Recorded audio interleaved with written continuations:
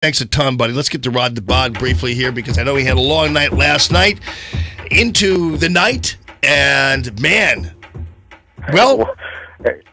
Hey, Jamie. Good morning. Good morning. As you know, it was absolutely a late night into the morning, and it was a historic night. This election night will be the most transformative and historic of our lifetime. Well, and Roy Blunt went ahead and handily defeated. I mean, it was still 3 percentage points that I can see right now, at least the latest. Jason Kander, and that was probably the most anxious we were in Missouri, right? We were, and I'll tell you what was interesting was we were talking about coattails at 15. We are beyond coattails. When you have a 20% victory that no one, not me, no one predicted, it was a game changer. It was one of the things I was talking to a friend of mine this morning who called, and he was just saying, Rodney, do you think this was a repudiation on Obama and all of his policies? And I said, that's the tagline. I said, look, in the last week, the president was out there saying, if you like what I've done, if you want more of what I've done, then you got Hillary. And look what happened. I mean, I think that this was beyond a message. This was a mandate. This was a landslide. This was a strong message.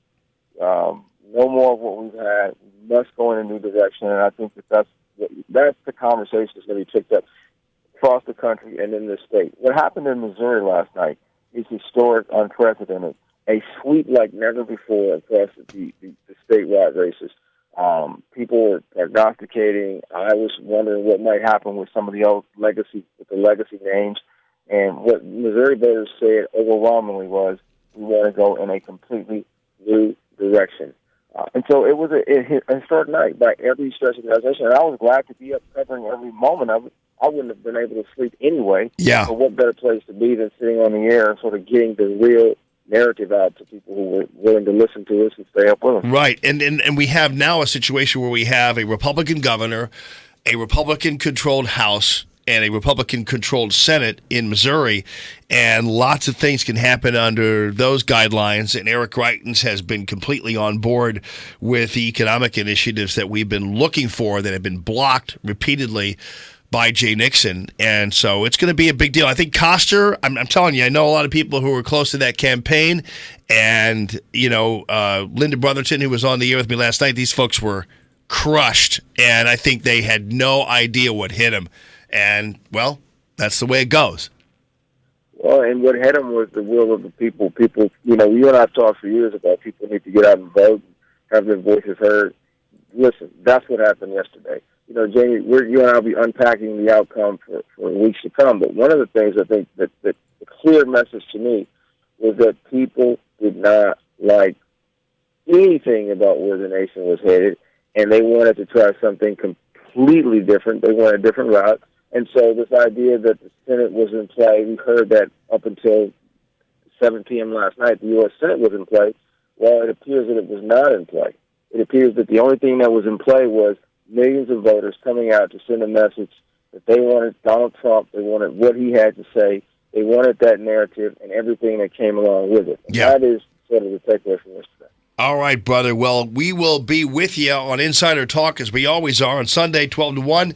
And thanks for all your hard work, brother, at Rodney Boyd. Thank you, friend. Thank you, my friend. All right. It's Common Sense Radio. KFTK FM, Florissant, KFTK AM East St. Louis, K254CR St. Louis, powered by E3Wealth.com, FM News Talk, 97.1. Yes, beautiful Washington, Missouri is where you can find Reeker's Truck Body. But you know what? You don't ever have to go to Washington, Missouri, because Gil and Melanie, Alex, and the entire team from Reeker's Truck Body will come to you and create a truck or a fleet of trucks to your specifications. So they've got the Meyer snow removal plows and spreaders. They've got the RKI service bodies. They've got the Venco hoists and cranes, all the Buyers products, the toolboxes, the lighting, and the truck accessories. Stainless steel snow plows are new this year by Meyer, and also the aluminum platform beds, which are rust-proof. that you're going to love as well, and they look great too. It's Reeker's Truck Body, and they've been, in the business for half a century there in Washington, Mo. But again, everywhere you need them to be, and everything is about service, about durability, about quality, about making sure you're happy at Reeker's Truck Body. Check it out on the web, ReekersTruckBody.com. This is a Fox News alert. I'm Dave Anthony. A billionaire reality TV star will be our next president. It's been what they call a historic event. Donald Trump was declared the winner early this morning. We will seek common ground, not hostility, partnership, not conflict. Fox's Rachel Sutherland was at the Republicans' victory party last night, now joins us live. Dave, Donald Trump vowed to be there for all Americans. I look very much forward to being your president. He also reached out to people who didn't vote for him and asked for their help as he works to unify the country. Trump also had nice things to say about Hillary Clinton. And I congratulated her and her family on a very, very hard-fought campaign. Trump tweeted at daybreak, "The forgotten man and woman will never be forgotten again. We will all come together as never before." Dave. Rachel, how did this happen when polls showed Hillary Clinton would win? I think a lot of people just don't model the electorate properly. They're using old models that reflect different candidates in different times. Trump campaign manager Kellyanne Conway, he has at least 274 electoral votes, more than enough, and leads in a few other states. But Clinton has a slight edge in the popular vote, and she's going to speak in about 90 minutes for the first time since losing. Later, we'll hear from President Obama. Fox's John Decker live at the White House. During the general election campaign, President Obama said Donald Trump did not have the temperament to be president. Today, the current occupant of the Oval Office will make a public statement on the future occupant of the Oval Office. A White House spokesman says the president will discuss the election results and what steps the country can take to come together after the hard-fought election season. The president and Donald Trump will meet at the White House tomorrow. Dave?